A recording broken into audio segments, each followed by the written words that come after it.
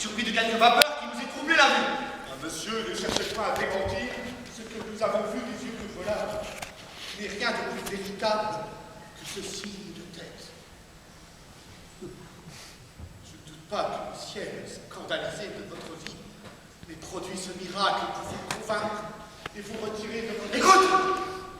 Si tu me dis encore le moindre mot là-dessus, si tu m'importunes davantage de tes sortes de moralité, je vais te rouer de 1000 coups! M'entends-tu bien? Fort bien, monsieur. Le mieux du monde.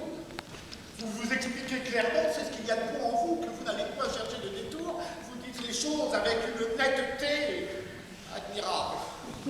Allons, on me fasse souper, le plus tôt que l'on pourra. Monsieur, votre créancier, monsieur Dimanche, demande à vous parler. De quoi s'agit-il? De venir nous demander de l'argent? Je lui dis que monsieur n'y est pas. Non, non, au contraire, fais-le entrer. C'est une fort mauvaise politique que de se faire sceller aux créanciers. Il est bon de les payer de quelque chose, et j'ai le secret de les renvoyer satisfaits sans leur donner un sou. Oh, monsieur Dimanche, approchez. Parce que je suis ravi de vous voir. J'avais donné ordre qu'on ne me fit parler personne, mais cet ordre n'est pas pour vous. Et vous êtes en droit de ne trouver jamais de porte fermée chez moi. Oh, monsieur, je vous suis fort obligé. Parleur, aucun. Je vous apprendrai à laisser monsieur Dimanche dans une antichambre. Et je vais ferai connaître les gens, moi. Oh, monsieur, cela n'est rien. Comment? Vous dire que je n'y suis pas. À monsieur Dimanche, au meilleur de mes amis. Oh, monsieur, je suis votre serviteur. Alors, j'étais venu par... Vite, un siège pour monsieur Dimanche. Oh, non, non, monsieur, je suis bien comme cela. Comment? Point. Je veux que vous soyez assis avec moi. Ah, cela n'est point nécessaire, monsieur.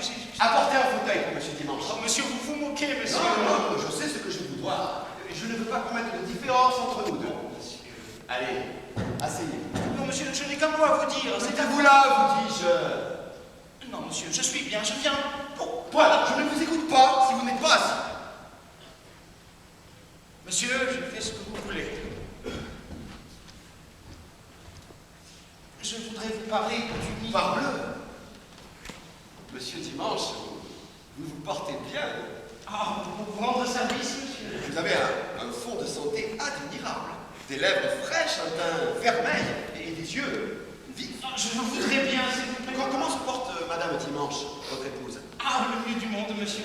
C'est une brave femme. Oh, elle est votre servante, monsieur. Et votre petite fille, Claudine, comment se porte-t-elle? Le mieux du monde, monsieur. Oh, la jolie petite fille que c'est. Je l'aime de tout mon cœur. Alors, c'est trop d'honneur que vous lui faites, monsieur. Et le petit Colin, fait-il toujours bien du bruit avec son tambour? Toujours autant, monsieur. Et votre petit chien, Brusquette, mord-il toujours bien aux jambes les gens qui vont chez vous? Oh, nous le saurions en Chine. Touchez donc là, monsieur Dimanche. Êtes-vous bien de mes amis? Oh, monsieur, je suis votre serviteur. Parbleu, je suis à vous de tout mon cœur. Oh, monsieur, vous m'honorez trop. Il n'y a rien que je ne dise pour vous. Monsieur, vous avez trop de bonté pour Et moi. cela sans intérêt, je vous prie de le croire. Je le crois, mais je n'ai pas mérité. Oh, mais s'il vous plaît. Ça, sans façon. Vous voulez-vous souper avec moi? Ah, non, je m'en retourner tout à l'heure. Oh, bon, mais allons vite, un flambeau pour conduire monsieur Ah, non, il n'est Dimanche. pas nécessaire que m'en irai bien tout seul, s'il vous plaît. Comment? Je veux qu'on vous escorte. Je m'intéresse trop à votre personne. Je suis votre débiteur. Et votre serviteur. Ah, monsieur. Ah non, mais c'est une chose que je ne cache pas. Vous pouviez... Je le dis à tout le monde. Je t'ai juste... Voulez-vous que je vous reconduise? Eh non, monsieur, vous vous moquez de moi, monsieur. Allez, embrassez-moi donc, s'il vous plaît. Je vous prie encore une fois d'être persuadé que je suis tout à vous et qu'il n'y a rien au monde que je ne fasse pour votre service. Il faut avouer que vous avez en monsieur un homme qui vous aime bien. C'est vrai, il me fait tant de civilité et tant de compliments que je ne saurais jamais lui demander de l'argent. Je vous assure que toute sa maison périrait pour vous. Je le crois, mais je vous prie de lui dire un petit mot. Bon, ne vous mettez pas en peine, il vous paiera le mieux du monde. Mais vous, Scalaret, vous me devez quelque chose en contre particulier. Mon fils, ne parlez pas de cela. Mais comment je... Ne sais-je pas bien que je vous dois? Oui, mais mon argent... Regardez. Mais si, regardez.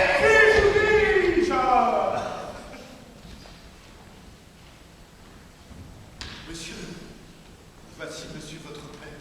Oh, me voici bien. Ah, il me fallait cette visite pour me faire enrager.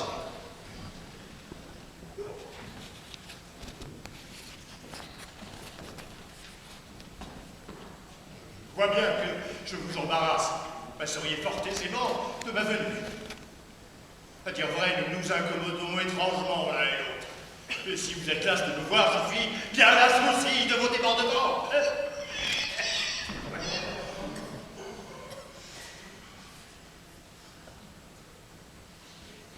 Hélas, nous savons peu ce que nous faisons quand nous ne laissons pas au ciel le soin des choses qu'il nous faut. Quand nous venons à l'importuner par nos souhaits aveugles et nos demandes inconsidérées. J'ai souhaité un fils avec des ardeurs non pareilles. Je demandais sans relâche avec des transports incroyables. Ce fils que j'obtiens en fatiguant le ciel de vœux, le chagrin et le supplice de cette vie même, dont il devait être la joie et la consolation.